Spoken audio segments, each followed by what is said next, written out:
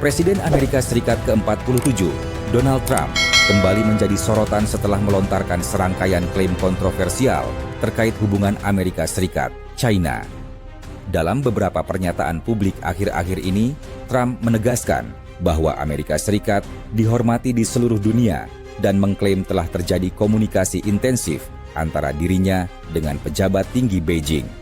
Namun, klaim ini langsung menuai skeptisisme, terutama karena bukti dan reaksi internasional justru menunjukkan sebaliknya. Di tengah ketegangan dagang yang belum usai, narasi Trump tidak hanya memantik debat politik, tetapi juga mengungkap retaknya fondasi rantai pasok Amerika Serikat yang mulai berdampak nyata pada rak-rak toko hingga kesejahteraan konsumen.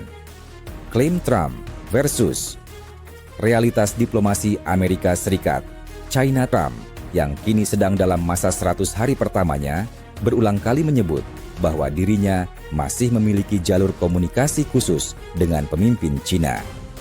Dalam wawancara dengan Time pada Mei 2025, ia mengklaim bahwa pejabat tinggi Beijing telah meneleponnya untuk membahas kesepakatan perdagangan. Namun, Kementerian Luar Negeri Cina membantah keras klaim tersebut. Seorang juru bicara secara sinis menyebut pernyataan Trump sebagai fantasi yang tidak berdasar dan bagian dari retorika domestik untuk konsumsi politik internal. Bahkan, di internal pemerintahan Amerika Serikat, klaim Trump tidak mendapat dukungan. Menteri Keuangan Amerika Serikat Scott Bessent, yang sebelumnya dianggap sebagai sekutu Trump, justru membenarkan pernyataan Cina.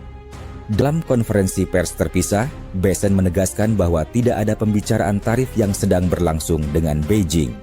Ia juga mengkritik kebijakan tarif Trump sebesar 145% terhadap barang-barang Cina sebagai tidak berkelanjutan bagi model bisnis global. Analis politik seperti Melissa Carter dari Georgetown University menilai klaim Trump sebagai upaya membangun narasi personal. Ini adalah strategi untuk memproyeksikan citra pengaruh global. Meski faktanya, hubungan Amerika Serikat-Cina tetap tegang pasca perang dagang. Ujarnya, Carter menambahkan bahwa ketidakkonsistenan Trump dalam menyampaikan detail pertemuan dengan perwakilan Cina, seperti kegagalannya memberikan bukti verifikasi, memperkuat kecurigaan bahwa klaim tersebut lebih bersifat politis ketimbang faktual. Dampak tarif Trump dari pelabuhan kosong hingga rak toko yang menipis. Kebijakan tarif Trump yang dimulai pada 2018 sebagai bagian dari strategi America First kembali menuai kritik setelah analisis terbaru dari Apollo Global Management memprediksi kekacauan rantai pasok Amerika Serikat. Laporan tersebut menyoroti penurunan drastis pengiriman barang dari Cina ke Amerika Serikat dari 70 kapal kargo per hari menjadi sekitar 50 sejak pertengahan Maret 2025. Penurunan ini berdampak langsung pada ketersediaan produk di retail besar seperti Walmart dan Target. Barang-barang impor seperti mainan, elektronik, dan pakaian mulai menghilang dari rak, sementara harga melonjak akibat kelangkaan. Data dari Flexport memperlihatkan bahwa 50% pengiriman barang dari Cina dan Amerika Utara dibatalkan, memicu kekhawatiran pemutusan hubungan kerja massal pada Juni 2025. Sektor manufaktur juga terpukul. Pegatron, pemasok utama Apple dan Dell, mengeluhkan ketidakpastian kebijakan tarif yang membuat importir ragu mengambil keputusan logistik. Tarif yang berubah-ubah mengganggu perencanaan jangka panjang, keluh seorang eksekutif Pegatron. Pelabuhan Los Angeles dan Long Beach, gerbang utama impor Amerika Serikat, melaporkan penurunan volume impor Cina sebesar 33% dan 45% dibandingkan 2023. Gary Cohn, mantan penasihat ekonomi Trump, memperingatkan bahwa efek finansial tarif akan semakin terasa pada akhir Mei 2025. Butuh waktu 6-8 minggu untuk pengiriman barang dari China, ditambah proses produksi dan distribusi. Konsumen baru akan merasakan dampaknya nanti, jelasnya. Sektor retail dan konsumen, korban utama perang dagang. Sektor yang bergantung pada impor Cina menanggung risiko terbesar. Lebih dari 70% mainan Amerika Serikat senilai $41 miliar dan 60% pakaian diimpor dari Cina. Toko-toko di wilayah seperti California dan Texas sudah melaporkan rak kosong untuk produk musiman seperti dekorasi liburan dan peralatan sekolah. Jika pasokan terhambat, kami terpaksa menaikkan harga atau kehilangan pelanggan, keluh pemilik toko retail di Houston. CNBC melaporkan bahwa barang-barang dengan margin tipis seperti mainan murah dan perlengkapan rumah tangga akan pertama kali menghilang. Sistem retail Amerika Serikat dibangun di atas kecepatan dan skala. Ketika rantai pasok tersendat, barang yang paling rentan adalah yang paling dibutuhkan konsumen, ujar ahli logistik Sarah Banks. Fakta baru, Phase One Deal yang gagal dan dampak pada pertanian Amerika Serikat. Di tengah klaim Trump tentang kesepakatan perdagangan yang hebat, fakta menunjukkan bahwa Phase One Trade Deal 2020 yang mewajibkan Cina membeli tambahan 200 miliar dolar barang Amerika Serikat gagal memenuhi target. Laporan Peterson Institute for International Economics 2024 menyebut Cina hanya memenuhi 60% komitmen, terutama di sektor manufaktur dan energi. Kegagalan ini memicu kembali ketegangan, sementara Amerika Serikat tidak memiliki strategi jelas untuk menegakkan kesepakatan. Imbasnya, Cina membalas dengan tarif pada produk pertanian Amerika Serikat, seperti kedelai dan daging babi. Pada 2023, ekspor kedelai Amerika Serikat ke Cina anjlok 40%, memicu kebangkrutan di kalangan petani Iowa dan Illinois.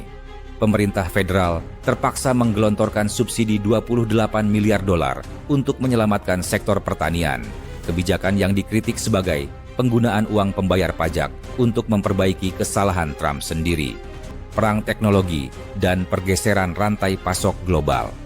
Selain tarif, perang teknologi Amerika Serikat-Cina memperparah ketegangan. Pada 2019, Trump memasukkan Huawei dalam Entity List, melarang perusahaan Amerika Serikat berbisnis dengan raksasa teknologi itu. Kebijakan ini berdampak global. Huawei terpaksa mengembangkan chip mandiri, sementara Amerika Serikat kehilangan akses ke pasar 5G Cina. Namun, langkah ini juga memukul perusahaan Amerika Serikat, seperti Qualcomm dan Intel, yang kehilangan pendapatan miliaran dolar. Ketidakpastian kebijakan Trump mendorong perusahaan multinasional memindahkan produksi dari Cina ke Vietnam, Meksiko, dan India. Apple, misalnya, mulai memproduksi 25% iPhone-nya di India pada 2024. Namun, pergeseran ini tidak mudah. Membangun rantai pasok baru butuh tahunan dan biaya besar, ujar CEO sebuah perusahaan elektronik Amerika Serikat. Opini publik dan masa depan politik dampak perang dagang mulai memengaruhi opini publik. Jajak pendapat Gallup, Mei 2024, menunjukkan 52% warga Amerika Serikat menilai tarif merugikan ekonomi, sementara 60% khawatir tentang inflasi. Di pedesaan, yang awalnya mendukung Trump, suara ketidakpuasan mulai terdengar. Kami dijual mahal untuk politik yang tidak jelas, protes seorang petani di Nebraska. Sesuai prediksi para analis, jika Trump terpilih kembali, kebijakan proteksionisnya benar-benar semakin radikal. Namun, dengan rantai pasok global yang sudah retak dan ketergantungan Amerika Serikat pada impor Cina, langkah ini berisiko memicu resesi. Sebaliknya, mantan Presiden Biden disebutkan sedang merancang pendekatan lebih multilateral melalui aliansi dengan Eropa dan Asia Pasifik, meski belum ada terobosan nyata. Kesimpulan, antara narasi dan realitas. Klaim Trump tentang pengaruhnya terhadap China dan kejayaan Amerika terbukti rapuh di hadapan data dan penolakan Beijing. Dampak nyata justru terasa di rak-rak toko yang kosong, lonjakan harga, dan petani yang terjepit. Perang dagang Amerika Serikat, China tidak hanya tentang tarif, tetapi juga tentang pergeseran kekuatan ekonomi global dan ketahanan nasional. Jika kebijakan Trump terus diterapkan, yang mungkin hilang bukan hanya barang dari Cina, tetapi juga kepercayaan publik pada stabilitas ekonomi Amerika Serikat. Seperti dikatakan Gary Cohn, kita tidak bisa membangun kemakmuran dengan memecahkan rantai pasok sendiri. Pada akhirnya, retorika America First harus diuji dengan realitas kompleksitas global yang saling terhubung.